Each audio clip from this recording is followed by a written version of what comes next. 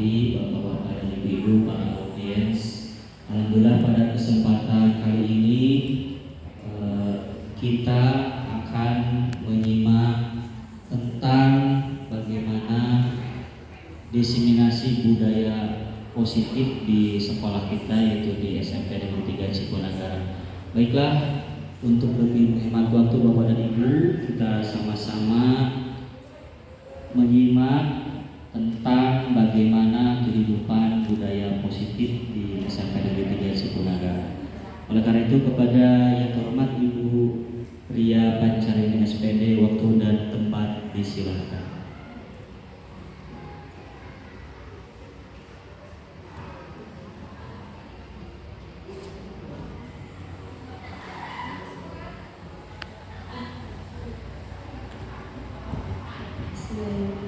Assalamualaikum warahmatullahi wabarakatuh.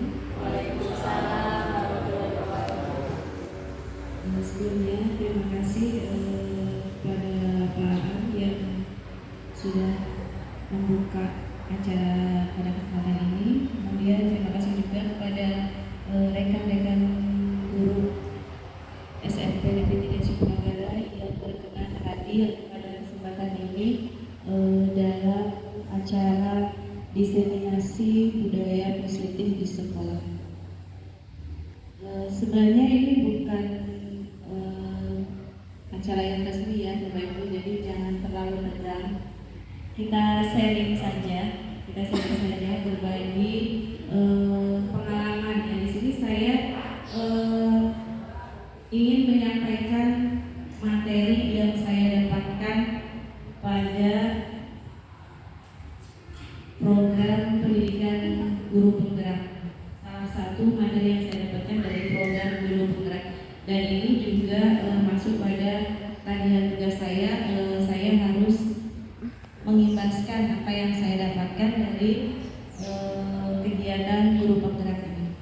Sebelum kita mulai ke materi ya, mungkin sedikit gambaran untuk tentang kegiatan guru penggerak yang mungkin nanti rekan-rekan guru bisa mengikuti program guru penggerak pada angkatan berikutnya, karena ini program ini masih berkelanjutan dan tentunya banyak manfaat yang bisa diperoleh dari mengikuti program ini.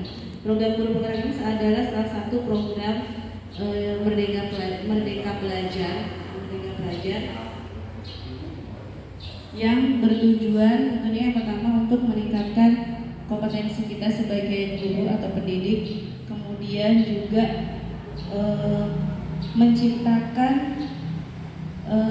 pendidik itu sebagai pemimpin dalam pembelajaran. Jadi untuk mencetak guru atau pendidik yang bisa menjadi pemimpin dalam pembelajaran. Nah, itu tujuan yang diharapkan pada kegiatan ini. Mungkin langsung saja kita mulai pada materi. Di situ seperti yang sudah dilihat ya. Di sini saya akan menyampaikan atau mensosialisasikan bagaimana penerapan budaya positif di sekolah. Padahal sebenarnya ini bukan sesuatu hal yang baru, artinya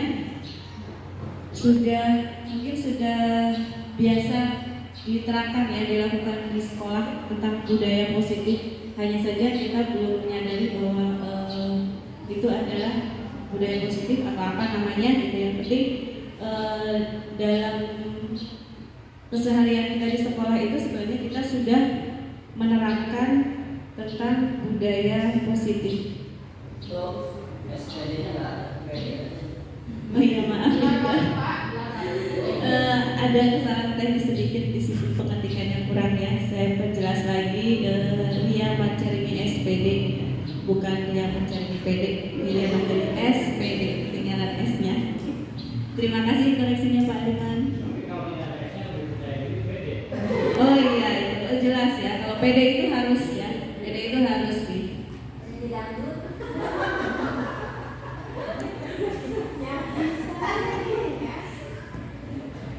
Ya, boleh dilanjutkan? Tidak apa-apa ya, jadi jangan terlalu serius biar ada intermezzonya.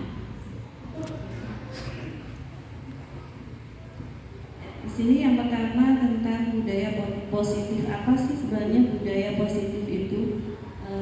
Dalam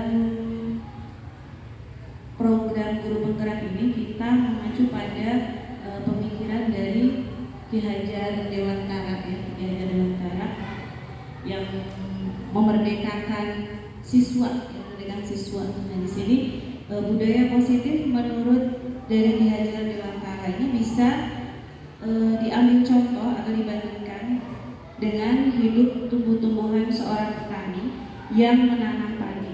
Jadi diibaratkan pendidik itu seperti petani pada saat menanam padi.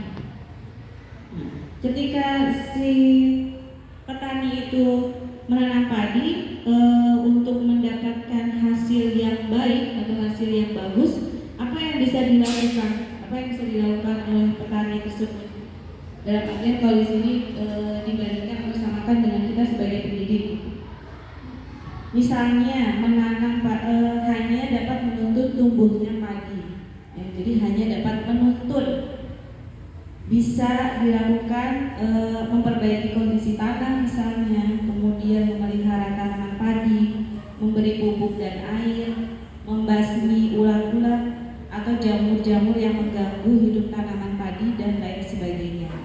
Ya, jadi itu hal-hal yang bisa dilakukan petani untuk menghasilkan hasil tanamannya itu supaya unggul, gitu, menghasilkan hasil yang baik atau hasil yang unggul. Nah, ini sama dengan kita sebagai pendidik dalam menerapkan budaya positif di sekolah atau memberikan karakter yang baik pada siswa. Nah, kita sebagai pendidik itu hanya bisa menuntun siswa tersebut melalui pembiasaan. Misalnya nanti bisa dijelaskan di lebih lanjut, ya. Intinya seperti itu. Jadi budaya positif itu seorang guru itu harus bisa menuntun siswanya sehingga di sekolah itu bisa terbentuk perilaku positif itu bisa menjadi budaya, Kemudian untuk bisa mewujudkan budaya positif di sekolah ini ada beberapa hal atau ada beberapa konsep yang harus dipahami. Yang pertama tentang perubahan paradigma belajar, kemudian disiplin positif, kemudian motivasi perilaku manusia, kebutuhan dasar, posisi kontrol restitusi, keyakinan kelas, dan segitiga restitusi. Nah, ini beberapa konsep-konsep inti yang nanti akan dibahas ke depannya, ya. Jadi untuk bisa mewujudkan budaya positif di sekolah. Yang pertama adalah tentang perubahan paradigma. Jadi kita harus merubah paradigma dari stimulus respon ke teori kontrol. Jadi merubah pemikiran kita dari yang awalnya itu menggunakan teori stimulus respon, tapi menuju ke teori kontrol. Yang pertama pada pemikiran pada stimulus respon itu kita mencoba mengubah orang agar memiliki pandangan yang sama dengan kita. Nah, itu pemikiran yang pada umumnya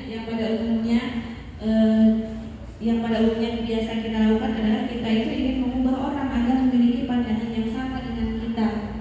Misalnya kalau ke anak atau ke siswa itu juga sama, kita menginginkan siswa itu sesuai dengan apa yang kita inginkan.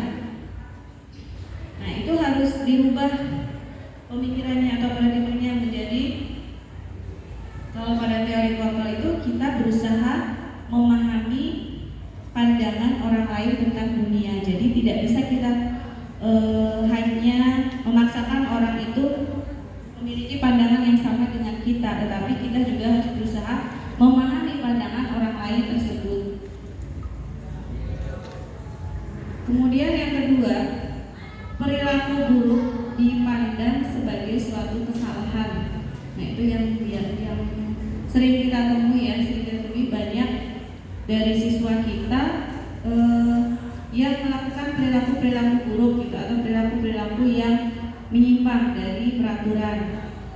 Nah, kita selama ini sebagai pendidik hanya memandang bahwa perilaku yang mereka lakukan itu salah. Ya, jadi hal buruk yang mereka lakukan itu adalah salah. Itu kalau dalam teori kontrol harus dirubah. Kita harus memiliki pandangan bahwa semua perilaku memiliki tujuan.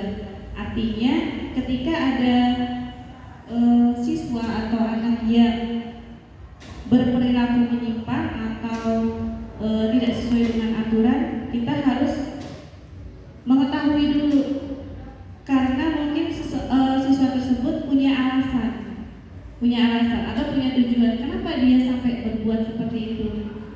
Jadi jangan langsung menjudge anak bahwa kamu itu salah, tapi harus kita telusuri dulu kenapa anak tersebut atau siswa tersebut melakukan kesalahan tersebut. Berikutnya, Mas, kalau dalam stimulus respon di sini saya bisa mengontrol orang lain. Artinya kita berkeyakinan bahwa kita itu bisa mengatur atau menyetir orang lain karena posisi kita sebagai pendidik gitu. Jadi kita bisa mengatur siswa sesuai dengan keinginan kita. Kalau di dalam teori kontrol, kita harus berkeyakinan bahwa Anda itu tidak bisa mengontrol orang lain. Jadi yang bisa mengontrol kita ya berarti diri kita sendiri. Jadi tidak bisa seorang itu menyetir atau mengontrol orang lain.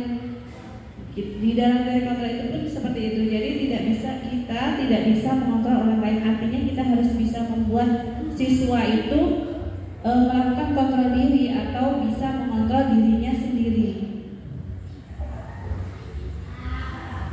Berikutnya, pemaksaan ada pada saat bujukan tidak berhasil. Nah, misalnya kita kepada siswa gitu ya, jika ada siswa yang tidak nurut, akhirnya dipaksa dengan aturan. Kalau dalam teori kontrol, perlu adanya kolaborasi dan konsensus menciptakan pilihan-pilihan baru. Artinya harus ada komunikasi dengan peserta didik. Jadi ada kolaborasi. Jadi jangan sampai siswa itu mengikuti peraturan itu hanya karena terpaksa atau hanya karena takut akan hukuman. Jadi harus ada kolaborasi dan konsensus untuk menciptakan pilihan-pilihan baru. Nah, yang terakhir pada stimulus respon ini model berpikir menang kalah. Artinya dari sebuah konsensus itu ada yang menang, ada yang kalah. Atau kalau secara kasarnya guru selalu menang, murid artinya harus nurut ke guru gitu ya. Nah, sebenarnya itu tidak boleh seperti itu. Kalau dalam teori kontrol itu harus kita berpikir menang-menang, jadi tidak ada yang dirugikan. Siswa pun merasa tidak dirugikan dan kita sebagai pendidik pun tidak dirugikan.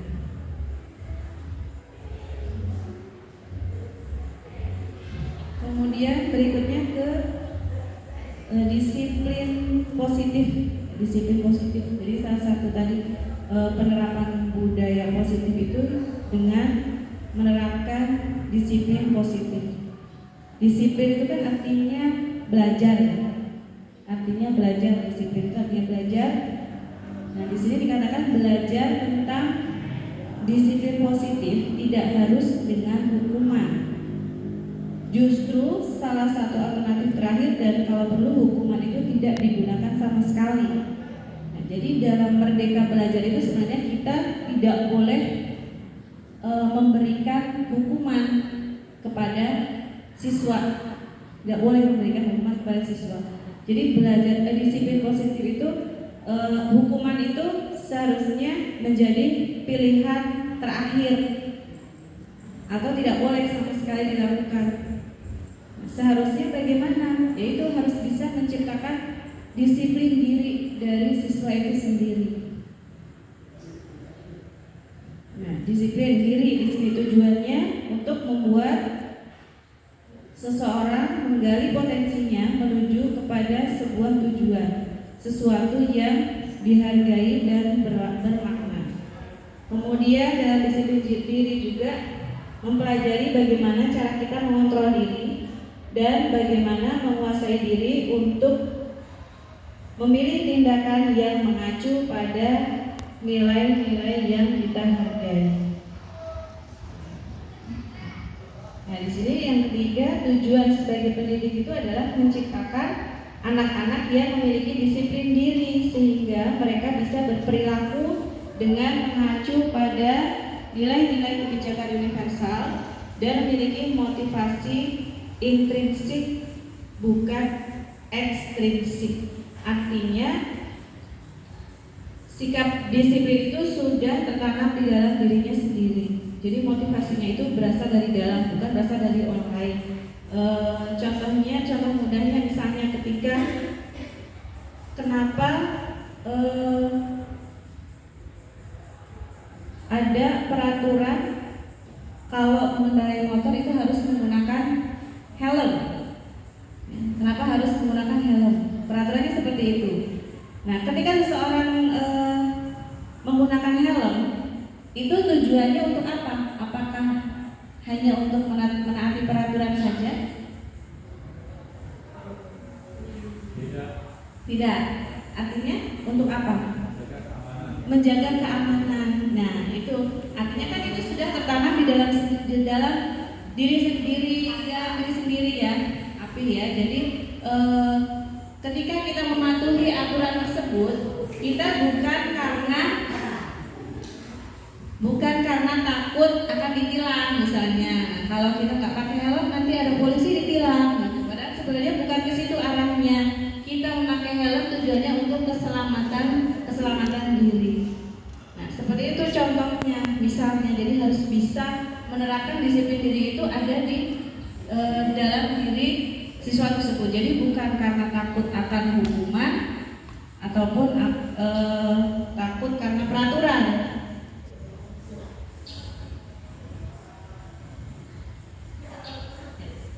Selanjutnya motivasi perilaku manusia. Ini kaitannya tadi ya, kaitannya dengan seseorang memiliki disiplin diri itu. Motivasi perilaku manusia itu ada tiga. Yang pertama, menghindari ketidaknyamanan atau hukuman. Nah, ini termasuk motivasi perilaku yang paling rendah. Jadi ketika seseorang mengikuti peraturan tadi itu karena dia ingin menghindar dari hukuman. Misalnya kalau di sekolah kita ada peraturan apa misalnya peraturan di sekolah kita, baju misalnya harus mengenakan seragam dengan lengkap gitu ya. Nah, di sini anak itu berseragam lengkap karena nanti kalau tidak lengkap seragamnya pasti akan dihukum, kena razia misalnya, dihukum. Nah, itu motivasi yang paling rendah seperti itu. Seharusnya bukan dari situ, bukan motivasinya karena takut dihukum, karena kan kita juga tujuannya menerapkan peraturan. Kenapa harus berseragam itu tujuannya untuk apa? Tujuan kita kenapa tidak bebas saja gitu seragamnya? Kenapa harus anak itu harus seragam semua, sepatu harus hitam semua? Nah, itu kan kita punya tujuan. Tujuannya untuk apa? Mendisiplinkan, membiasakan hidup teratur, atau bisa juga artinya tidak membeda-bedakan, ya. Artinya untuk supaya semua anak itu terlihat sama. Ya, kalau misalkan tidak diseragamkan kan nanti beda-beda, menimbulkan kesenjangan, ya, bisa menimbulkan kesenjangan. Nah, jadi siswa atau anak itu harus paham sampai ke sana. Jadi ketika mengikuti peraturan itu bukan karena takut untuk dihukum. Tapi paham benar bahwa tujuan kita mengeluarkan itu adalah untuk menumbuhkan karakter tersebut gitu. Bahwa kita itu harus istilahnya apa ya, kalau harus sama dengan semuanya gitu. Seragam gitu ya. Ya, menghindari kesenjangan, Ya. Nah, kemudian yang kedua, motivasi perilaku yang kedua di sini adalah mendapatkan imbalan atau penghargaan dari orang lain.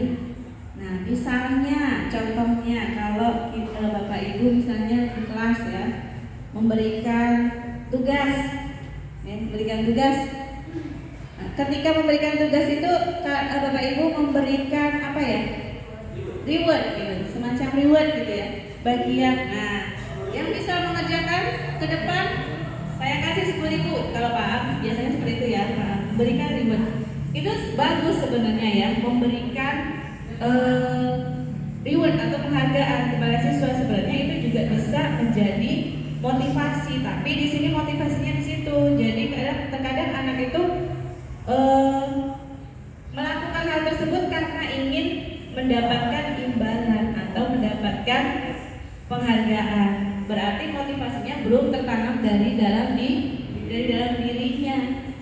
Berarti ini masih pada dari luar atau dari eksternal. Oh, saya harus bisa mengerjakan supaya saya dapat reward dari Pak A. Saya harus mengerjakan tugas dengan cepat mengumpulkan nanti supaya dapat hadiah dari Pak Umar misalnya itu ya. Ya, itu masuk pada motivasi perilaku manusia yang kedua. Artinya untuk yang 1 dan 2 ini motivasinya masih berupa motivasi eksternal atau dari luar, belum berasal dari dalam diri siswa itu sendiri. Nah, yang ketiga, menjadi orang yang mereka inginkan dan menghargai diri sendiri dengan nilai-nilai yang mereka percaya. Nah, berarti di motivasi yang ketiga ini, motivasi itu sudah tertanam dari dalam diri sendiri atau bisa dikatakan sebagai motivasi internal. Ya, jadi ketika seseorang melakukan sesuatu itu motivasinya adalah karena mereka menghargai dirinya sendiri. Menghargai diri sendiri bukan karena takut dihukum atau bukan karena ingin mendapatkan imbalan. Artinya ingin ya menghargai diri sendirinya dengan nilai-nilai yang mereka percaya. Saya mengerjakan tugas, saya mengerjakan tugas itu bukan mau maju ke depan. Mengerjakan tugas itu bukan karena ingin mendapatkan imbalan, tapi karena memang saya bisa, karena saya bisa mengerjakan dan saya yakin. Nah, tujuan disiplin positif itu adalah yang menanamkan motivasi yang ketiga, yakni menjadi orang yang mereka inginkan dan menghargai diri sendiri dengan nilai-nilai yang mereka percaya. Nah, jadi itu tujuan disiplin positif, artinya menumbuhkan motivasi internal, motivasi yang berasal dari dalam. Artinya mereka itu menjadi orang yang mereka inginkan karena yakin dengan akan kemampuan dirinya. Jadi bukan karena dorongan imbalan atau reward misalnya ataupun hukuman gitu, tapi karena mereka itu yakin akan kemampuan dirinya sendiri.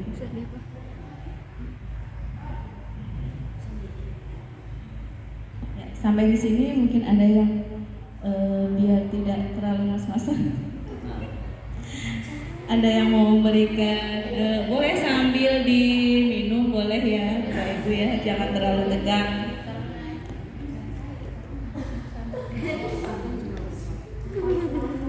Mengenai ngomong halus di hiburan yang patah-patah Pak. Bapak dan Ibu, sedianya untuk sesi sharing tanya jawab di akhir, tapi tadi ada dari pemateri dalam hal ini Ibu Ria yang barangkali kalau dari Bapak Ibu ingin menyampaikan sharing tentang bagaimana sekarang yang kita alami di sekolah kita, tentu saja terkait dengan budaya positif yang tadi sudah dijelaskan dari awal tentang paradigma, kemudian juga tadi disiplin, ya, motivasi. Sebelum kita lanjutkan ke kebutuhan dasar, ada Bapak Ibu? Kalau tidak ada dari moderator boleh Ibu. Terima kasih. Sambil mengisi kekosongan ya. Terima kasih atas waktunya. Kalau saya menyimak dan mungkin mencoba sedikit menyimpulkan sebelum nanti di akhir penjelasan dari narasumber, dalam hal ini Budia sebagai calon guru penggerak, peluang kita sebagai pendidik itu adalah hanya ada kesempatan di dalam kelas ketika kita berlangsung KBM. Kesempatan dalam ini adalah kesempatan ketika kita ingin menanamkan nilai-nilai, istilahnya nilai-nilai perilaku yang positif atau budaya positif. Nah, namun ada hal yang menjadi kendala. Di sisi lain memang Merdeka Belajar tidak harus mengejar materi yang harus kita selesaikan dalam sebuah kurikulum. Tapi di sisi lain ada hal yang lebih penting, yaitu tentang budaya positif pada anak didik kita. Nah, sehingga yang menjadi kendala terutama saya pribadi adalah ketika di kelas itu, di sisi lain saya harus menyampaikan perilaku yang positif, di sisi lain saya harus membahas suatu materi atau pelajaran. Nah, apakah hal ini tidak akan menyebabkan nanti istilahnya ya kurang efektivitasnya waktu di dalam proses KBM, atau mungkin saya sedikit ada saran lah, atau mungkin kita ada waktu khusus misalkan tentang bagaimana konsep budaya positif ini kita terapkan dalam misalkan 1 jam khusus, misalkan tentu saja bukan berbentuk ceramah ya, karena kalau ceramah biasanya anak itu hanya bersifat teori, tapi dalam hal misalkan praktek apa atau apa misalkan. Nah, mungkin itu Buria, jadi intinya kendalanya mungkin seperti itu ketika kita mengajar. Bahkan di RPP sendiri saya tidak pernah mencantumkan misalkan motivasi awal ketika mau belajar itu pembuka itu menyampaikan ceramah tentang bagaimana memasukkan baju itu bagus atau baik buat itu. Tidak pernah, tapi murni saja itu merupakan proses dari awal pembelajaran sampai akhir, sampai penutup tentang materi yang disampaikan. Nah, jadi itu saja mungkin Buria. Jadi solusinya kira-kira seperti apa penerapan budayanya di sekolah ketika KBM. Terima kasih. Terima kasih kepada Pak Ahmad yang sudah memberikan responnya di sini berupa pertanyaannya. Jadi tadi yang ditanyakan Pak Ahmad adalah tentang kendala bagaimana menerapkan budaya positif itu di kelas, gitu ya, di kelas ya. Jadi karena kita di sini ruang lingkupnya adalah sebagai pendidik ya. Jadi untuk bisa menerapkan budaya positif di sekolah, kalau di sekolah itu kan berarti seluruh warga sekolah ya. Nah, itu bisa kita mulai dari kelas sendiri dulu, dari kelas gitu. Jadi bagaimana menerapkan budaya positif itu atau disiplin positif itu pada siswa pada saat KBM. Nah, karena di sini kalau tadi kan dikatakan apakah harus ada waktu khusus untuk menjelaskan seperti ceramah harusnya begini. Nah, seharusnya tidak seperti itu karena kan budaya positif itu harus seiring sejalan gitu. Jadi supaya siswa itu pada saat pembelajaran itu sudah bisa memiliki perilaku disiplin itu. Nah, ini bisa saja nanti juga akan ada pada materinya di sini ya, di selanjutnya atau selanjutnya ini. Jadi ketika kita mulai KBM gitu, mungkin sebelum awal KBM kita buat sebuah kesepakatan dengan siswa gitu. Yang nanti kesepakatan itu kalau di dalam budaya positif ini nanti disebutnya dengan keyakinan kelas gitu. Jadi kita curah pendapat gitu dengan siswa untuk membuat sebuah keyakinan kelas atau kesepakatan kelas. Apa yang boleh dilakukan dan apa yang tidak boleh dilakukan nanti pada saat KBM misalnya.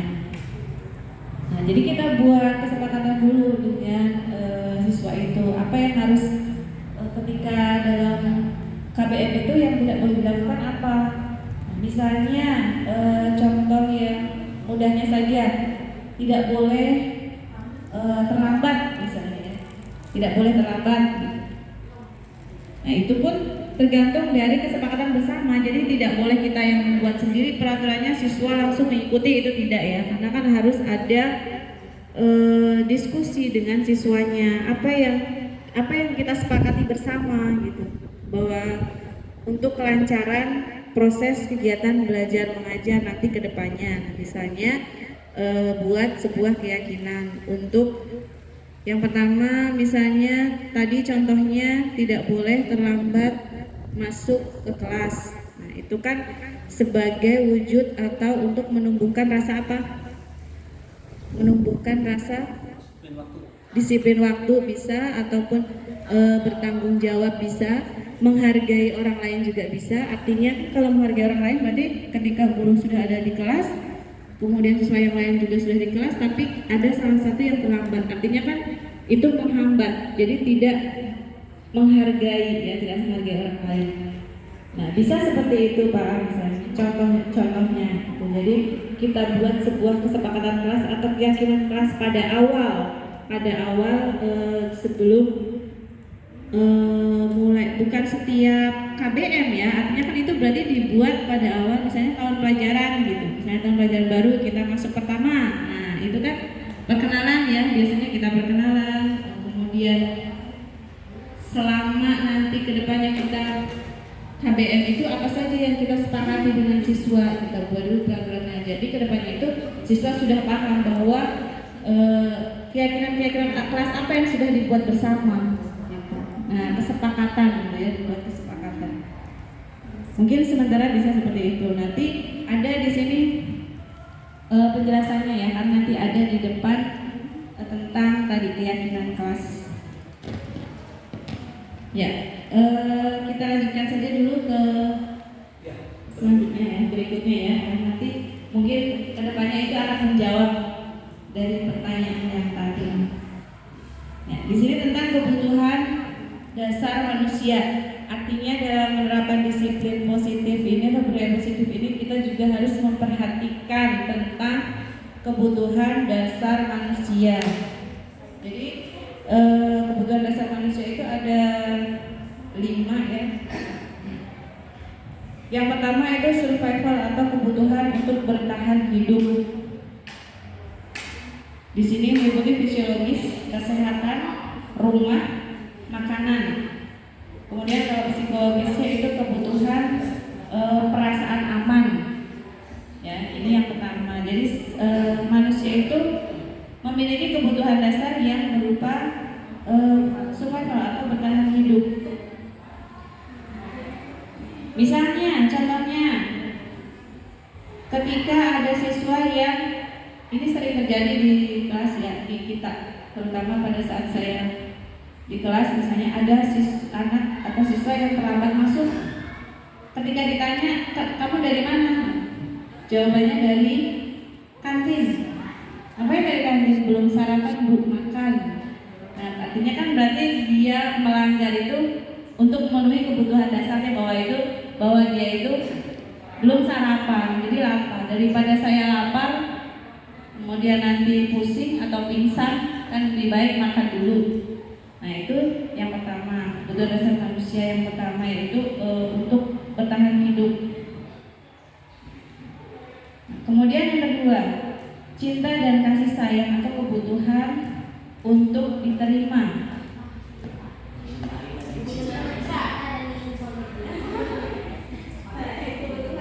Kebutuhan cinta dan kasih sayang. Misalnya seperti apa? Kebutuhan cinta dan kasih sayang sebenarnya manusia itu mempunyai kebutuhan dasar, yaitu kebutuhan ingin dicintai dan ingin disayangi gitu ya. Anak-anak pun sama ya, ingin dicintai dan disayangi, kebutuhan untuk diterima. Misalnya terkadang ada siswa yang sering melakukan kesalahan, atau misalnya pada saat KBM dia itu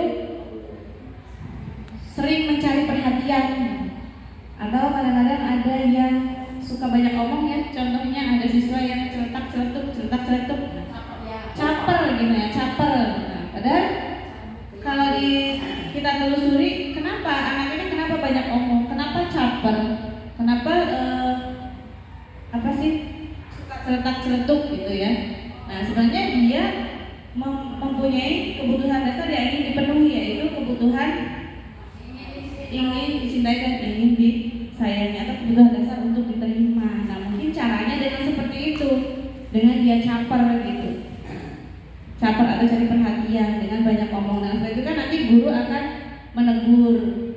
Nah, itu salah satu contoh. Atau kecuali sudah bakat seperti itu ya, ada juga ya yang sudah bakat seperti itu. Iya.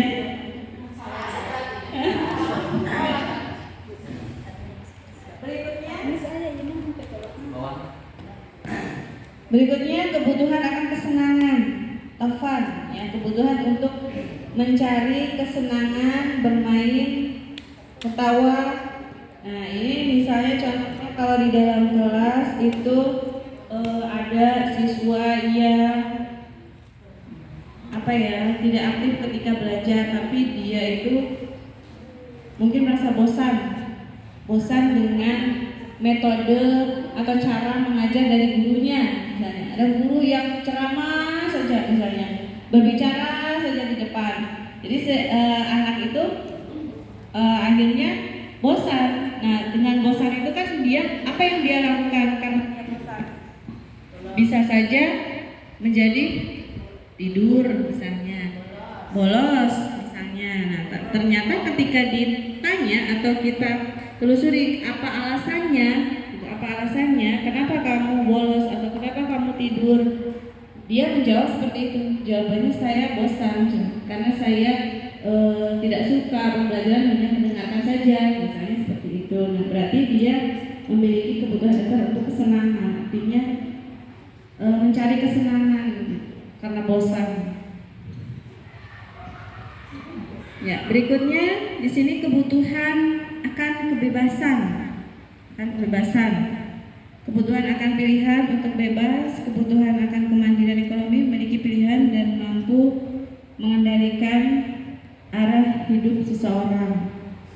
Ya, kalau sederhananya di dalam KBM artinya ingin bebas dari misalnya kalau contohnya di dalam pembelajaran, kalau tadi itu kan mencari kesenangan itu kan karena bosan, jadi mengantuk ya. Kalau kebebasan ini contohnya seperti apa misalnya? Kebutuhan untuk bebas, Nggak belajar, Bu. Apa? Kamar mandi. Tanya ya, karena merasa sudah terlalu lelah gitu ya, izin kamar mandi, padahal tidak kamar mandi gitu ya.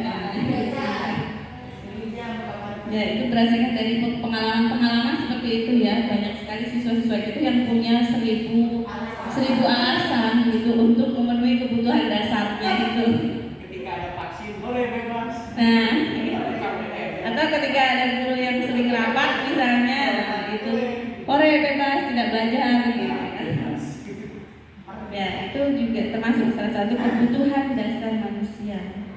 Nah, kemudian yang kelima dan terakhir kebutuhan dasar manusia ini adalah kebutuhan akan kekuasaan, ya, kebutuhan pengakuan atas kemampuan, ya, kekuatan mencapai sesuatu, menjadi kompeten, terampil, diakui atas prestasi dan keterampilan.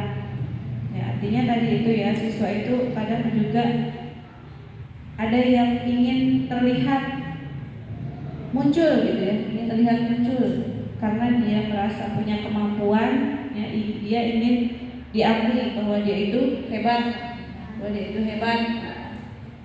karena memang ada ya seperti itu, banyak ya sistem dia ingin menunjukkan kelebihannya, itu dia berarti memiliki kebutuhan dasar akan kekuasaan atau power di sini.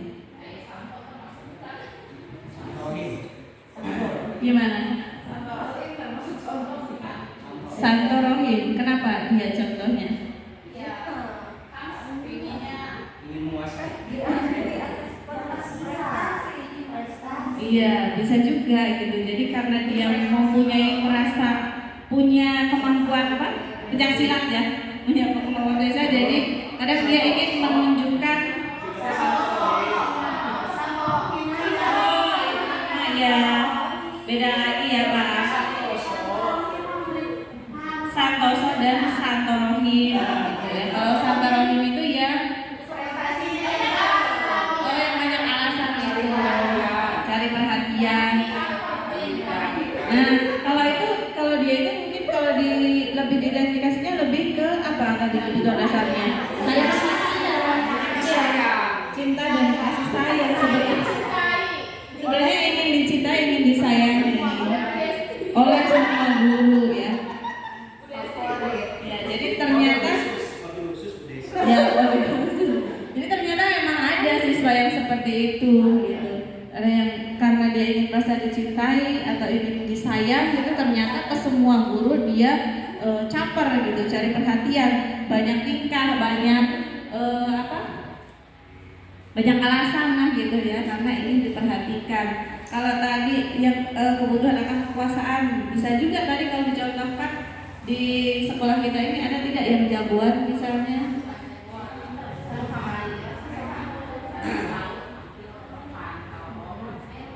Oh iya, misalnya ada dari siswa kita itu dia memiliki kelebihan, dia itu pintar gitu ya, pintar dan berani dan juga percaya diri. Jadi setiap apapun dia itu selalu berani untuk menawarkan diri. Saya Bu. Nah itu juga bisa juga masuk ke kebutuhan akan kekuasaan. Jadi ingin menunjukkan kemampuannya. Atau bisa juga kalau yang dari sisi yang menyimpangnya mungkin ada siswa di sekolah kita itu yang merasa dia itu jagoan. Nah suka malak misalnya. Nah suka malak dia malak itu tujuannya mungkin bukan karena tidak punya uang gitu, tapi karena ingin ditakuti oleh teman-temannya. Nah, yang jadi apesnya itu dia malaknya itu ternyata kepada anak guru. Nah, sehingga sekali malak sudah langsung ketahuan kena batunya, gitu ya. Nah, itu jadi langsung insaf saat itu juga ya.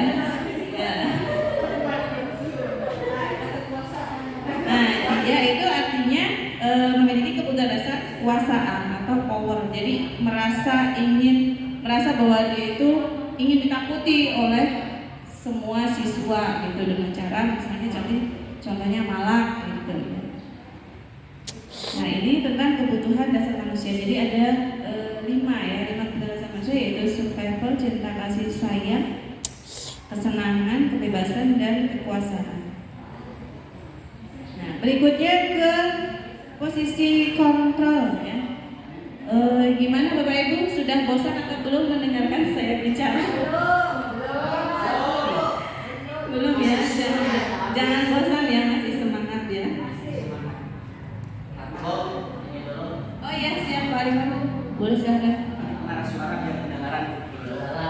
Dan menggema Ini sedang di biar streaming ya.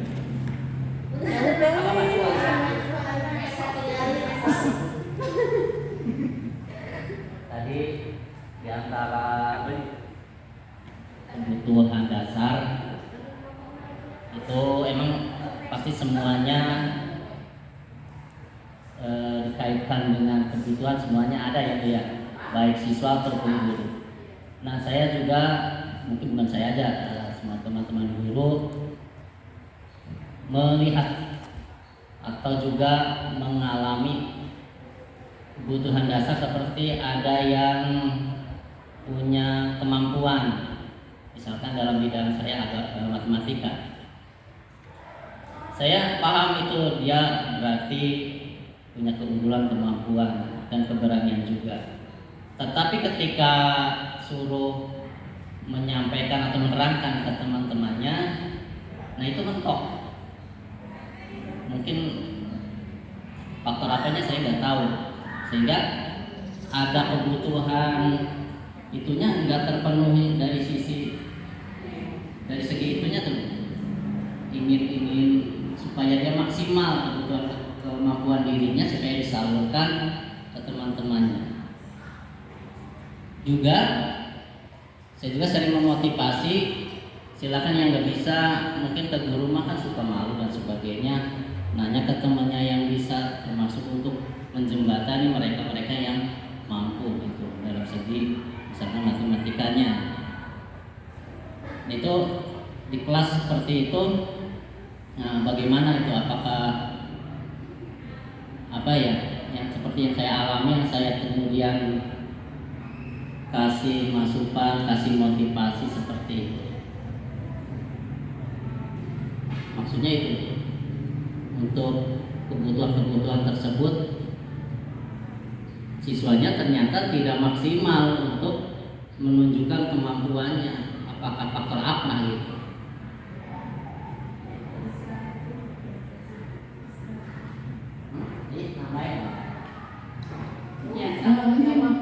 Bu Ning mau menambah.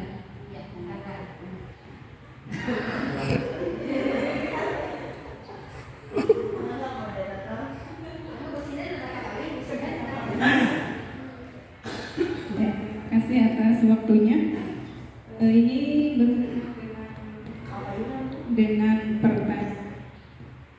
Sebetulnya tadi kalau saya menyimak dari pernyataan Pak Liman itu ada pertanyaan ya, bagaimana memenuhi kebutuhan peserta didik berhubungan dengan pelajaran matematika.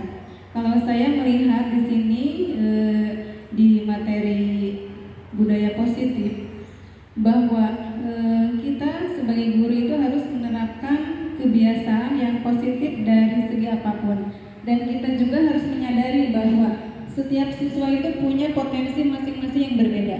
Kita tidak boleh egois sebagai guru bahwa siswa itu harus besar nilainya pada mata pelajaran kita, karena mungkin dalam diri siswa itu ada kemampuan lain yang belum diketahui oleh kita. Jadi mungkin siswa tersebut punya kemampuan lain yang belum diketahui oleh kita, misalkan potensi di bidang IPA. Nah, mengapa di pelajaran kita nilainya kecil? Nah, kita tidak tahu bahwa siswa tersebut punya potensi besar, misalkan dia pandai berlari, atau misalkan dia pintar pencaksilatnya. Jadi bahwa kita sebagai guru tidak boleh menganggap bahwa siswa itu harus besar di nilai mata pelajaran kita. Jadi kita harus benar-benar menyadari bahwa setiap siswa punya karakteristik yang sangat beraneka ragam. Jadi jangan sampai memaksakan, apalagi pas nilainya kecil oleh kita dihukum gitu ya, seperti tadi yang sudah dijelaskan bahwa kita tidak boleh menghukum siswa. Kita harus benar-benar menyadari apa kira-kira yang harus kita kembangkan untuk menghadapi siswa yang kebutuhan mungkin dalam pelajaran matematika misalkan ini kurang atau nilainya kecil. Dan seperti yang kita ketahui bahwa sekarang ini untuk nilai kita tidak menjadi patokan untuk menjadi si anak itu berhasil. Nilai kecil di satu pelajaran belum tentu menjamin bahwa pasti dia ada di sisi lain potensi lain yang bisa kita kembangkan. Nah, makanya kita, kalau menurut saya, kita harus benar-benar pandai ya melihat ke potensinya kemana si anak ini, dan kita tidak boleh egois supaya nilai di pelajaran kita si anak tersebut harus besar. Pokoknya harus sesuai keinginan kita. Nah, kita juga harus merdeka belajar ya sebagai guru. Jadi tidak bisa memaksakan, apalagi memberikan sanksi kepada siswa yang banyak masalah, nilainya kecil dan sebagainya. Nah, ada satu cerita, jadi mengenai potensi siswa. Saya beranggapan bahwa semua siswa itu punya potensi masing-masing, dan potensi itu tentu berbeda. Misalkan begini, si kancil dia pandai lari di darat, maka potensi yang muncul atau prestasi yang baik si kancil itu ketika lari di darat. Tetapi kura-kura dia misalkan pandai berenang di air. Nah, sehingga si kancil dan si kura ini sebetulnya dia sama-sama punya potensi dan punya bakat yang bisa dikembangkan. Jadi intinya kita harus menganggap bahwa semua siswa itu pandai, tidak ada yang bodoh. Nah, jangan sampai di pelajaran saya itu jelek nilainya, kamu bodoh, tidak ya, karena dia punya potensi lain yang mungkin dia pandai di pelajaran. Nah, mungkin itu untuk tambahan dari saya. Terima kasih untuk waktunya.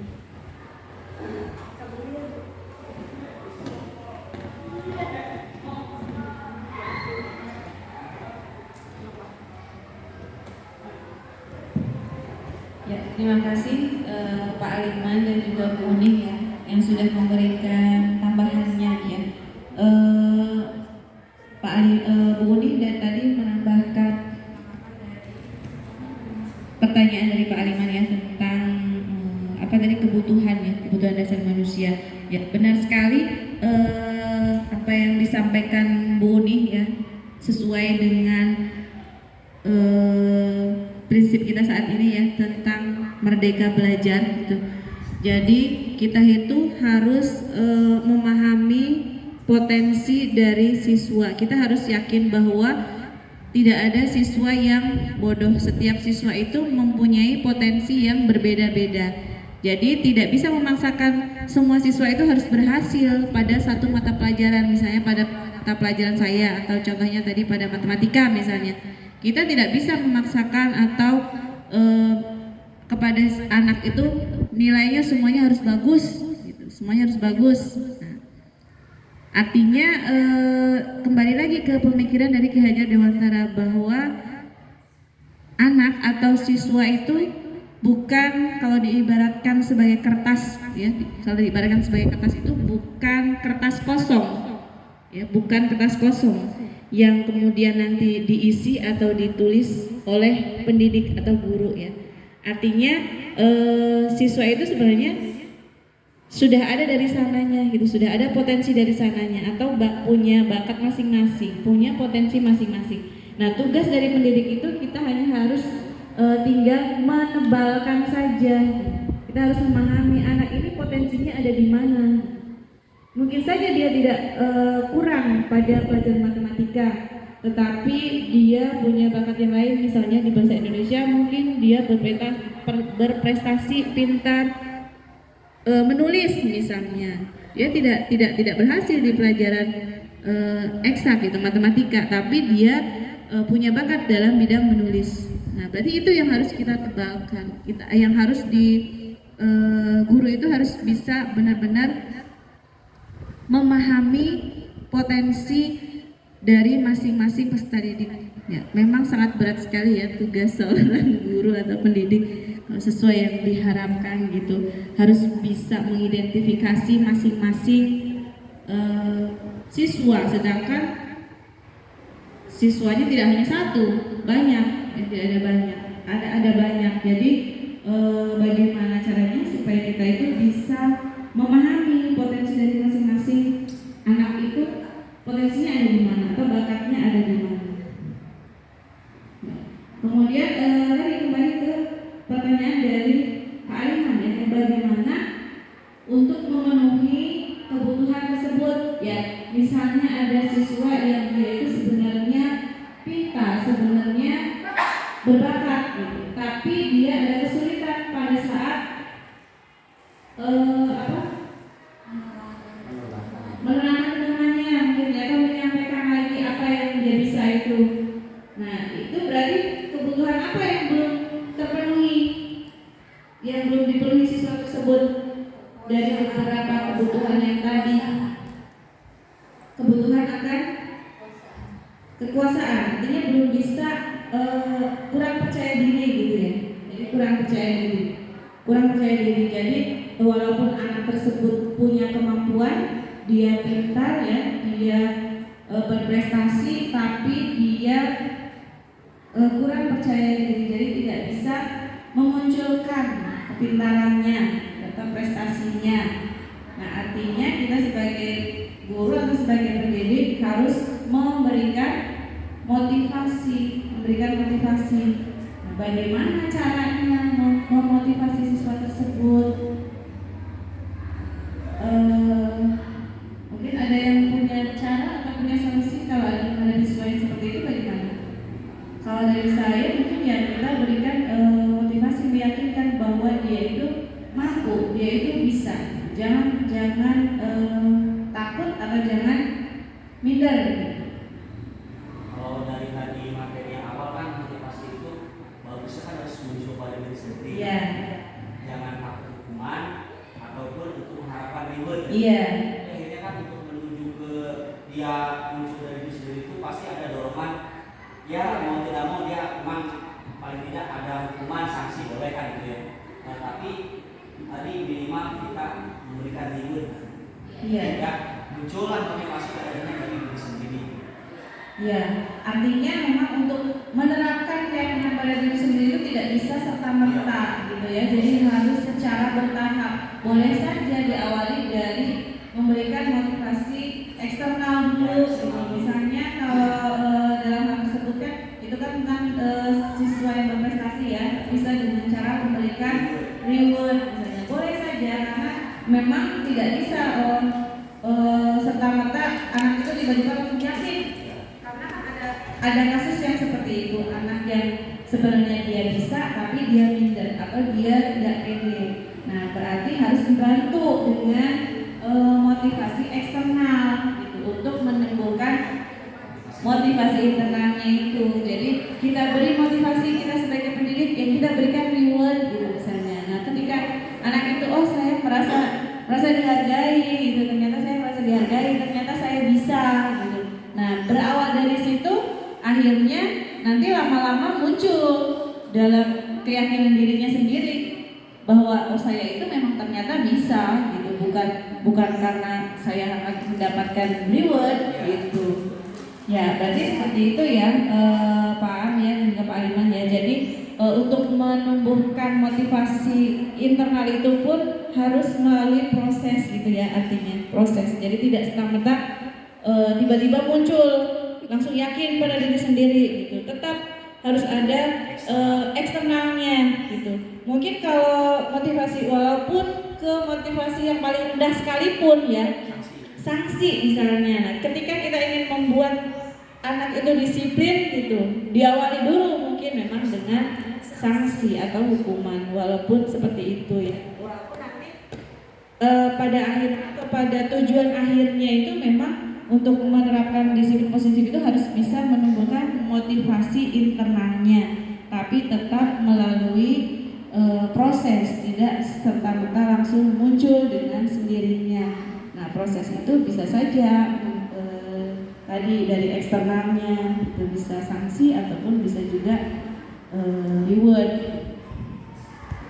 Ya, mungkin seperti itu Pak Aliman ya, tambahannya.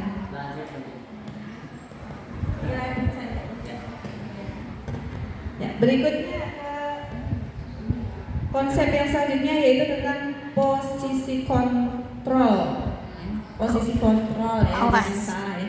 Karena kita sebagai guru atau sebagai pendidik bahaya. Posisi kontrol artinya posisi kita sebagai pendidik itu ada di mana? Seharusnya ada di mana? Ya, silakan boleh. Nggak bisa terkontrol ya.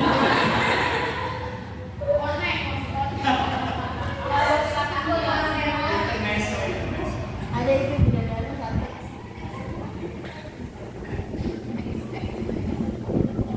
Waduh.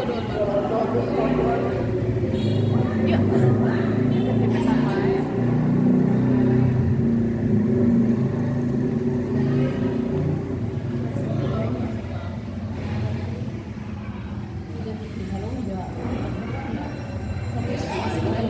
Kali mana keluar ke sana?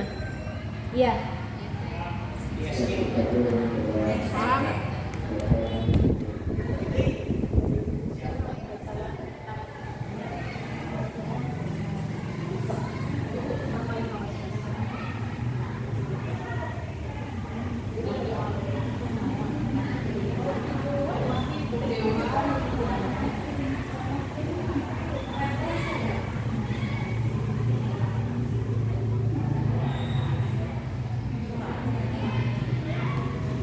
Ya. Sementara seperti ini saja dulu ya, tampilannya kecil nggak apa-apa ya, Bapak Ibu ya. Ya, jadi mengenai posisi kontrol artinya posisi kita sebagai pendidik dalam menerapkan disiplin positif pada siswa itu ada 5 ya, ada 5 posisi kontrol. Yang pertama itu posisi penghukum. Yang pertama ini posisi penghukum, dapat menggunakan hukuman fisik atau verbal. Ya, jadi ada Gambar jelas. Ayatnya gambar jelas.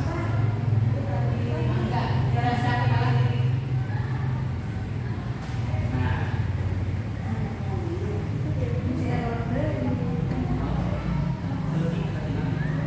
sudah ya, tidak terlihat. nah udah sekarang ya. Lihat ya. Ya. Posisi yang pertama ini ada posisi sebagai penghukum. Jadi ada guru yang di sini dia memposisikan dirinya itu sebagai penghukum.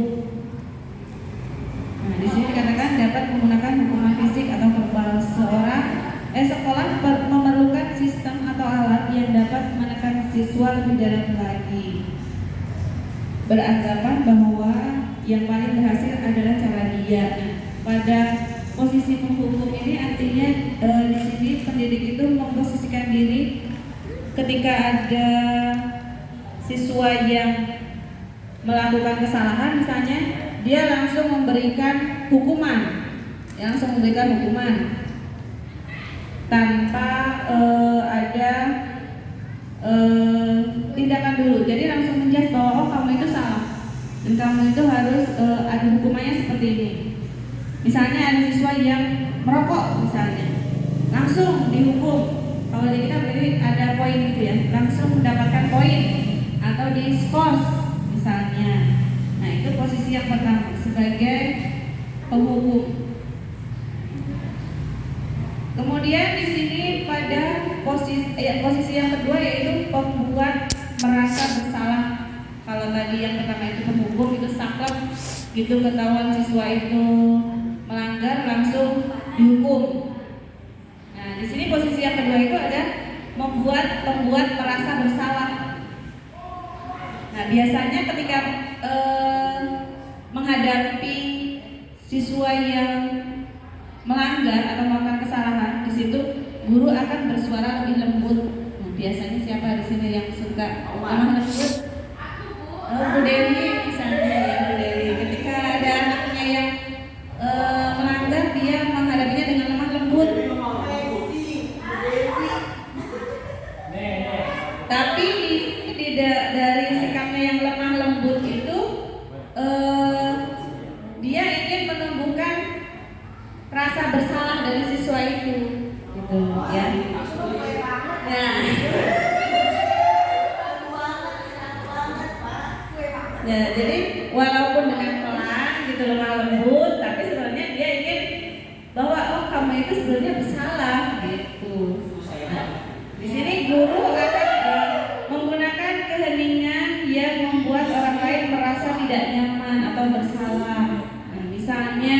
biasanya ini gurunya perempuan yang seperti ini biasanya, yang mellow gitu ya. Kalau bapak kan, oh gitu. Tidak kelihatan mellow tapi Memangnya saya waktu itu saya kasih tidur panggilan yang 9 kayak. Nah, satu waktu saya bersikap melo gitu ya. Iya. Jadinya Cirambayan gitu. oh, Cirambayan. Yang Cirambayan siswanya apa gurunya itu? Gurunya membuat dia Cirambayan. Oh, gurunya. Nah, itu benar, itu artinya membuat rasa bersalah gitu ya. Jadi membuat rasa bersalah. Jadi menggunakan kata-kata yang halus atau kata-kata yang lembut, tapi itu bisa membuat siswa itu terenyuh gitu, terharu gitu. Misalnya, kenapa kamu berlaku seperti itu? Kamu tidak kasihan misalnya sama ibu, ya sama orang tua gitu. Nah, mungkin itu guru BK ya yang lebih ke ini ya, lebih paham dengan situasi. Nah, dari hati ke hati. Nah, tapi ada itu bisa juga ya, ada sisi tidak baiknya. Ada sisi tidak baiknya kalau kita memposisikan diri sebagai pembuat rasa bersalah di sini. Murid akan memiliki penilaian buruk tentang diri mereka. Sekarang kadang-kadang ya, karena ada pengaruh buruknya jadi kadang-kadang. Jadi ada sisi tidak baiknya atau kurang baiknya. Artinya dengan sikap kita memposisikan diri seperti itu, murid akan memiliki penilaian buruk tentang diri mereka. Kemudian merasa tidak berharga. Kalau tadi Cirambayan terlalu Cirambai gitu ya. Jadi merasa itu, aduh saya begini sekali gitu. Kemudian telah mengecewakan orang-orang yang menyayanginya. Oh, ternyata saya sudah mengecewakan Pak Aal gitu, misalnya. Gitu. Jadi di posisi yang kedua ini pun masih ada sisi negatifnya. Kemudian posisi yang ketiga, artinya kita memposisikan diri itu sebagai siswa itu sebagai teman ya, teman sejawat. Guru tidak akan menyakiti murid, namun tetap berupaya mengontrol murid melalui persuasi atau ajakan ya. Artinya terkadang kalau di kita itu justru bukan kita yang menganggap murid sebagai teman, tapi murid yang menganggap kita itu sebagai teman, kadang-kadang melebihi. Jadi kalau di misalnya itu lewi-lewi gitu ya. Jadi bisa dikatakan berlebihan gitu ya. Jadi seperti tidak hormat gitu ya dengan guru. Karena walau bagaimanapun kan tetap harus ada jarak antara guru dan siswa gitu. Nah, ini bisa dilihat pada posisi teman, artinya guru itu berupaya mengontrol murid melalui persuasi atau ajakan. Itu elak murid berlebihan. Contoh itu salah contoh ya. Bahkan melebihi gurunya, melebihi gurunya.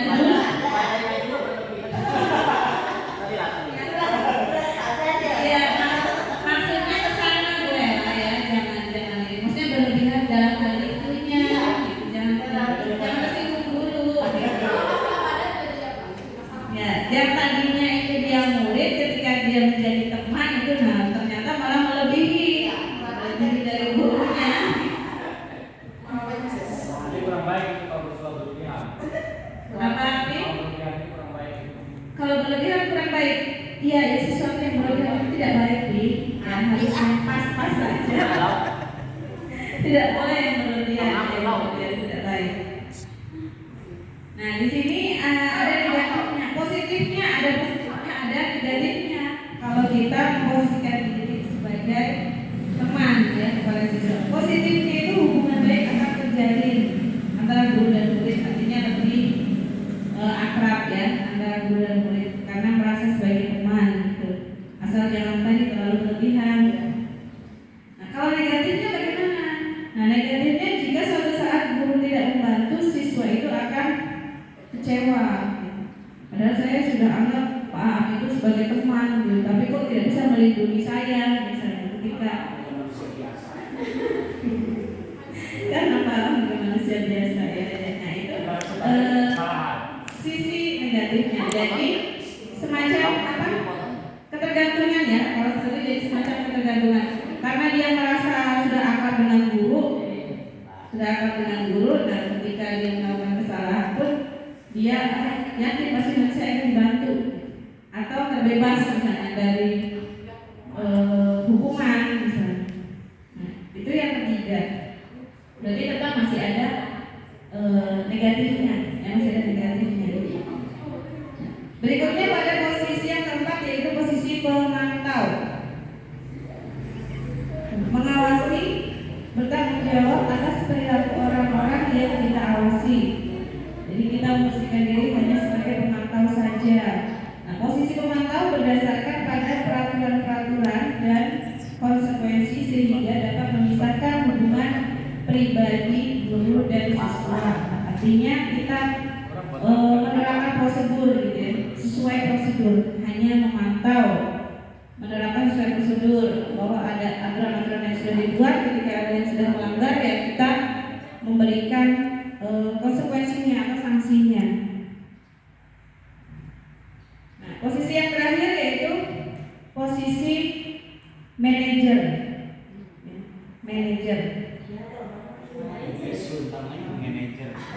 Nah, pada posisi manajer ini posisi mentor ya, sebagai mentor, di mana guru berbuat sesuatu bersama dengan murid.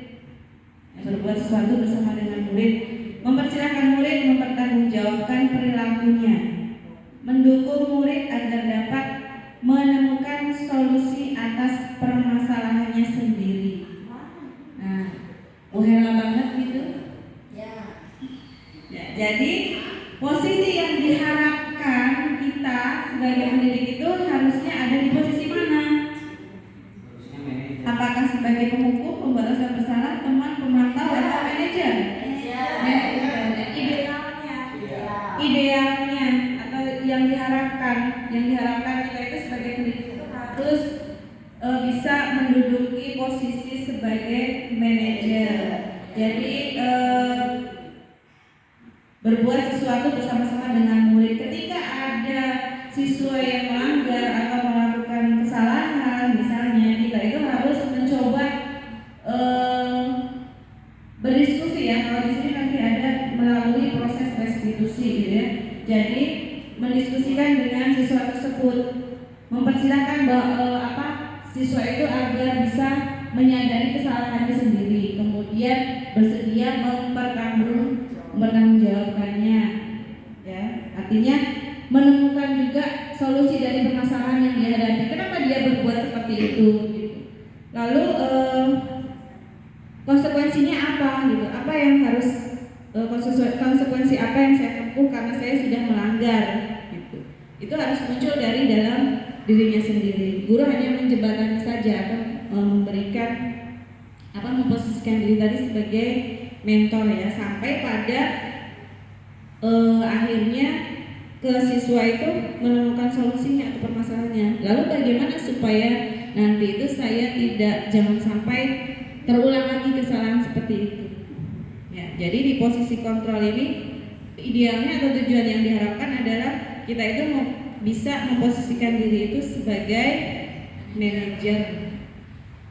Nah, tapi tidak menutup kemungkinan juga kita kalau pada beberapa kasus kita harus menempatkan diri sebagai teman misalnya, gitu ya. Boleh, gitu, tergantung dari permasalahannya atau kasus yang dihadapi. Gitu. Kadang-kadang ada beberapa siswa yang memerlukan perlakuan tadi yang berbeda misalnya. Jadi harus dihadapi dengan kita bertindak sebagai teman misalnya.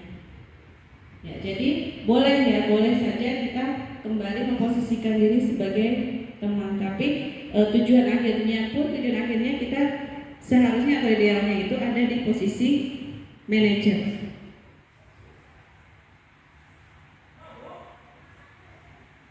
Berikutnya tentang keyakinan kelas. Ya, di sini apa itu keyakinan kelas? Nah, tadi yang hubungannya tadi yang di awal ya, Pak, ya, tentang bagaimana caranya menerapkan KBM. Nah, itu bisa melalui membuat kesepakatan kelas atau keyakinan kelas. Jadi kita ubah bahasa peraturan itu menjadi keyakinan atau kesepakatan, gitu ya, bukan peraturan lagi. Nah, keyakinan kelas ini adalah nilai-nilai kebajikan atau prinsip-prinsip universal yang disepakati bersama secara universal, lepas dari latar belakang suku, negara, bahasa ataupun agama. Nah, ini bisa dilakukan yang pertama dengan pembentukan keyakinan kelas. Keyakinan kelas itu bersifat lebih abstrak dari peraturan. Misalnya kita di dalam kelas keyakinan kesepakatan kelas itu kita ingin membuat kesepakatan dalam kelas itu harus tercipta keadilan misalnya. Kalau keadilan tadi contohnya kan misalnya kita harus semuanya seragam gitu ya, tidak boleh baju itu tidak boleh bebas, harus seragam. Nah, itu bisa masuk ke keadilan untuk ini apa? Nilai kebajikannya itu adalah keadilan. Atau bisa juga tanggung jawab misalnya. Bertanggung jawab berarti ketika ada tugas harus mengerjakan atau harus mengumpulkan. Kemudian berupa pernyataan universal tadi misalnya keadilan, kemudian bertanggung jawab, menghargai orang lain misalnya. Itu bentuk-bentuk keyakinan kelas. Senantiasa dibuat dalam bentuk positif.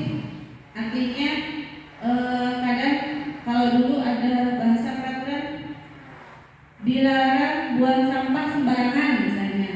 Nah, kita rubah kalimatnya, bukan jadi dilarang tapi Buanglah sampah pada ya bisa saja buanglah sampah pada tempatnya. Jadi hilangkan kata-kata negatifnya itu, dilarang misalnya, dilarang itu tidak ya. Kemudian hendaknya tidak terlalu banyak, sedikit saja susah ya untuk menerapkan di sini. Jangan terlalu banyak, nanti malah tidak tercapai semuanya. Hendaknya tidak terlalu banyak sehingga mudah diingat dan dipahami oleh semua warga sekolah.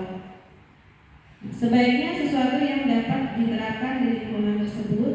Semua warga kelas hendaknya berkontribusi dalam pembuatan keyakinan kelas melalui kegiatan dengan pendapat. Artinya tadi dibuat secara bersama-sama dengan siswa. Bukan kita sudah membuat sendiri langsung menerapkan ke kelas, tapi kita diskusi dulu atau tanya jawab dulu dengan siswa. Apa saja yang disepakati? Nah, yang terakhir bersedia meninjau kembali keyakinan kelas dari waktu ke waktu. Artinya itu tidak mutlak, bukan peraturan mutlak yang harus terus berjalan sampai akhir. Mungkin suatu waktu dievaluasi, direfleksi, ada yang perlu ditambah, boleh ditambahkan. Nah, yang terakhir di sini tentang segitiga restitusi. Segitiga restitusi. Nah, apa itu segitiga restitusi? Restitusi itu artinya cara kita menghadapi permasalahan siswa. Langkah-langkah apa yang kita lakukan ketika menghadapi siswa yang menyimpang atau yang melanggar. Jadi ada segitiga restitusi. Yang pertama di sini menstabilkan identitas. Di sini yang pertama dari segitiga restitusi yang dilakukan adalah menstabilkan identitas dulu.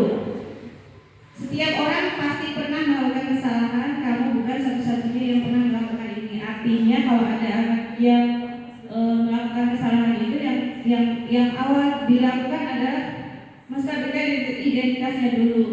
Kita sampaikan kepada siswa itu, jangan langsung menjudge bahwa kamu itu salah. Ya, jadi harus menelusuri dulu latar belakangnya, karena setiap orang itu pada dasarnya pasti pernah melakukan kesalahan, karena tidak ada manusia yang sempurna. Pasti pernah melakukan kesalahan. Kamu bukan satu-satunya yang salah, orang lain pun sama. Itu langkah yang pertama. Kemudian langkah yang kedua, validasi tindakan yang salah.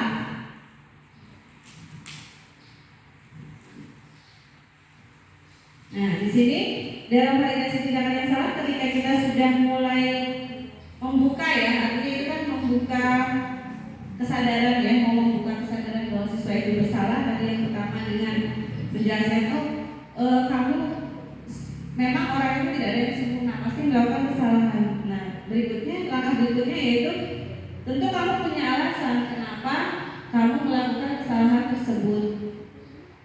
Nah, kemudian juga nanti di situ siswa akan menyampaikan, oh saya itu begini karena begini, melakukan kesalahan ini karena ada alasannya. Kemudian kita sampaikan lagi, adakah cara yang lebih efektif untuk mendapatkan apa yang kamu butuhkan? Kita tawarkan gitu kepada anak tersebut. Kira-kira ada tidak cara yang lain gitu, untuk alasan kamu seperti itu, tanpa harus dengan cara melanggar gitu. Ada enggak gitu cara yang lebih efektif gitu, yang lebih baik, atau hasilnya bagus tidak dengan sikap kamu yang seperti itu? Itu validasi tindakan yang salah. Nah, kemudian menanyakan keyakinan yang terakhir, ketika anak sudah mulai terbuka alasan dia melakukan kesalahan, kemudian kira-kira ada tidak langkah yang lebih efektif gitu supaya kamu itu tidak melakukan kesalahan. Menanyakan keyakinan, karena kan tadi kita sudah membuat sebuah kesepakatan. Nah, berarti kan kita tanyakan, apakah kamu ingat kesepakatan yang sudah kita buat? Nah dari situ kan nanti siswa, oh iya, padahal kita itu sudah membuat sebuah keyakinan atau kesepakatan bahwa tidak boleh seperti ini, harus bersikap seperti ini misalnya. Nah dari situ kemudian kita memberikan pilihan atau motivasi, kamu itu ingin menjadi orang yang seperti apa. Nah itu sebenarnya proses restitusi untuk mengembalikan anak itu supaya bisa mengakui kesalahannya, kemudian mempertanggungjawabkannya sendiri dan menemukan solusinya sendiri. Itu tanpa melalui tadi proses seperti apa? Hukuman gitu ya, misalnya. Karena kan menghukum tadi tidak boleh ya, kita sudah tidak boleh menghukum siswa. Nah, untuk pemaparan materinya mungkin sudah ya, sampai di situ saja. Ini hanya beberapa contoh aksi nyata dari disiplin positif yang sudah dilaksanakan di sekolah kita. Ini ada beberapa. Nah, yang pertama misalnya dalam menerapkan keyakinan kelas pada saat pembelajaran. Ini yang saya terapkan di kelas sendiri ya, ketika KBM itu harus mempunyai keadilan, kejujuran, bertanggung jawab, saling menghargai misalnya. Nah ini beberapa contohnya. Nah misalnya juga program literasi sekolah itu juga termasuk pembiasaan ya, pembiasaan yang bisa menumbuhkan juga budaya positif. Kalau dilaksanakan secara intens terus menerus itu bisa menumbuhkan sikap budaya positif. Ini juga ya kegiatan memperingati hari besar Islam Maulid Nabi ya. Kemudian pembacaan surat Yasin ini juga termasuk. Ini hanya beberapa contoh saja. Kedepannya mungkin dari Bapak Ibu sekalian itu silakan nanti bisa menerapkannya di kelasnya masing-masing ya. Kita mulai untuk membentuk budaya positif di sekolah itu dimulai dulu dari kelas kita masing-masing.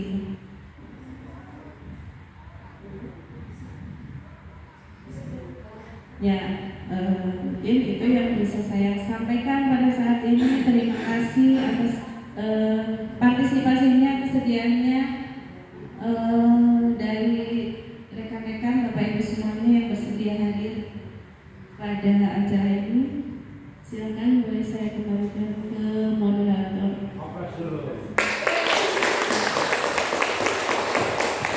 Saya ketemu acara-acara.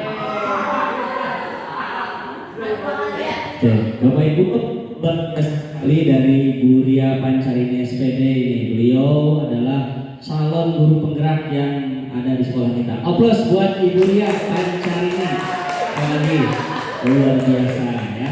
Bapak dan Ibu, kita sudah menyimak dari awal sampai akhir dan kita sudah bisa mendapatkan suatu motivasi ya dari CGP ini Bu ya ini, bahwa motivasi kita adalah harus menjadi seorang manajer yang bisa menumbuhkan motivasi yang muncul dari diri siswa ya, dari diri siswa sendiri, tapi tentu saja tadi tidak dilepaskan dari faktor eksternalnya, yaitu kita sebagai manajer bisa juga kita misalkan membuat anak termotivasinya muncul, kita beri reward, atau mungkin juga ya kalau misalkan kita perlu sanksi-sanksi sedikit ya, ada sanksi yang tentu saja dalam tanda kutip sanksinya harus mendidik buat mereka, mungkin seperti itu. Jangan seperti guru-guru yang zaman dulu, misalkan kalau tidak dimasukkan bajunya dicibit misalkan, atau disuruh lari misalkan, dan sebagainya, atau dikasih jimat kapung misalkan ya, seperti itu.